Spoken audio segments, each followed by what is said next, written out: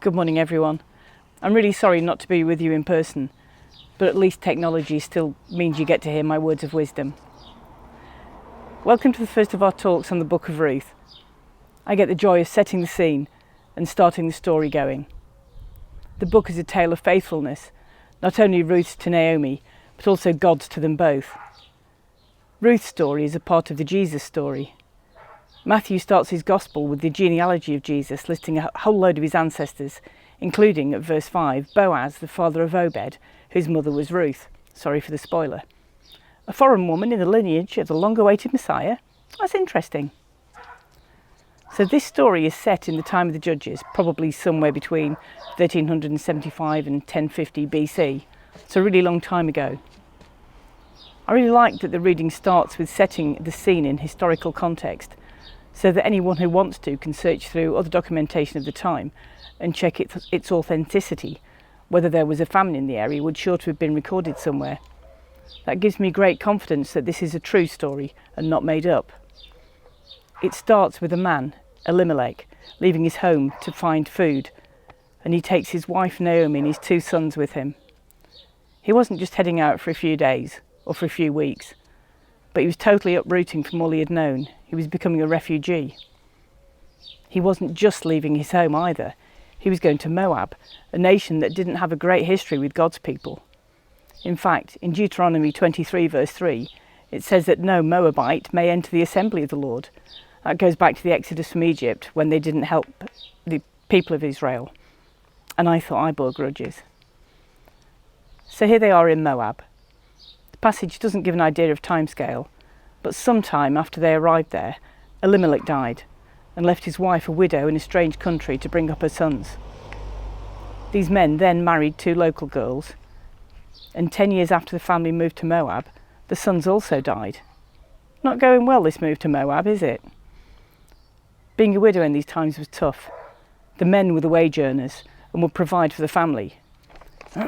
Not only was Naomi a widow, but the next generation has her sons, who would then take on the responsibility for looking after her. They'd also died. So there she was in a foreign land, with no other family who could possibly step in and take on the role of providing for her. They were all back in Judah. Then Naomi hears that things are going better in Judah. Actually, the phrase is, the Lord had come to the aid of his people, giving the credit where it's due, not just an, oh look, it suddenly started to get better. Wonder why that is. She decides to go back to her home, the place she's familiar with, where her family and friends are, where she can find people who will look after her. So the 3 of them set out, Naomi and her 2 daughters-in-law. Partway along the journey, she sort of comes to her senses and says to the younger women to go back to their mothers. She realises that their best chance in life, for life in the future, is unlikely to lie with her. Their families may be able to make new marriages for them. At the very least, they could make sure that she had food, whereas Naomi has little to offer, that is certain. She doesn't know how many of her family are still in Judah, how many have died, how many might have moved out of the area like she did. So she selflessly says to them to go home. That must have been really difficult because they're the last link to her sons. The daughters-in-law say that they will go with Naomi, but she asks them why. Would they wait until she has more sons, even if she could find a husband? It would be years before any of the sons she had would be old enough to marry, or even to look after their sisters-in-law, as was the tradition under Levite law. One of them, Orpah, agrees to go back to her former home, and there is no condemnation for this, but Ruth stubbornly stays. And then she comes out with an amazing statement. Where you go, I will go. Where you stay, I will stay.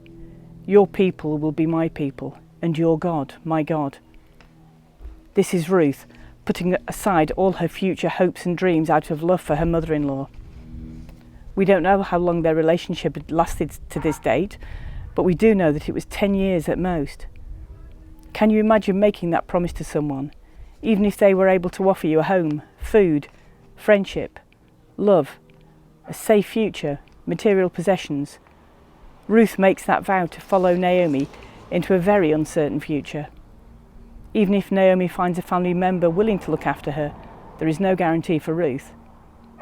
And as a young woman, if anything happened to Naomi on the journey, and their family didn't have a great track record at staying alive, then Ruth would be in a very dangerous situation. I suspect Naomi would have been secretly pleased, even if she just tried to persuade Ruth to leave.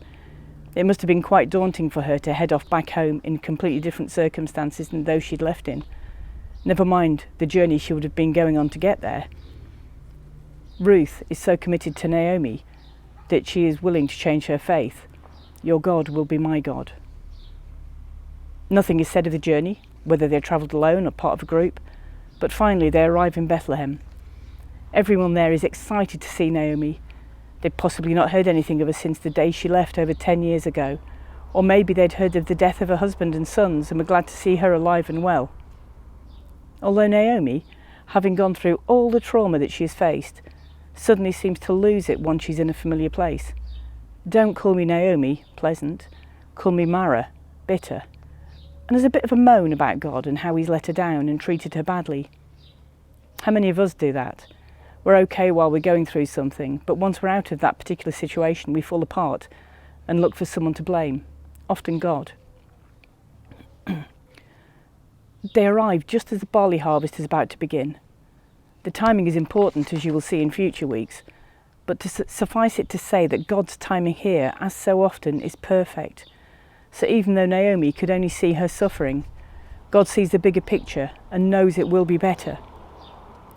Maybe that's where you are today, in the middle of a really tough time or just coming out of one. What response are you going to make? Are you, like Naomi, going to have a moan at God? Or are you going to be like Paul in his letter to the Romans, chapter 5, verse 3? You're going to rejoice because suffering produces perseverance, character and hope.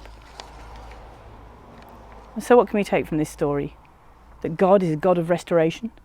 Ruth is a Moabite, an enemy of God's people, but she is used to be part of the birth line of Jesus, who ultimately restores all of us, bringing us back into the fold when we were his enemies. We can see that God is with us through the tough times and has a plan which we can't necessarily see at the time. So we need not fall into despair when we can't see a way out, when all the things that we put our security into are taken away. The book of Ruth is a story both of God's faithfulness and of loyalty to each other. It's a reminder that we can't always see the big picture, and we need to trust in God and know that he does see it. And as we will see in the following weeks, Ruth and Naomi's story does not end here in sorrow and uncertainty and loss, and nor does ours.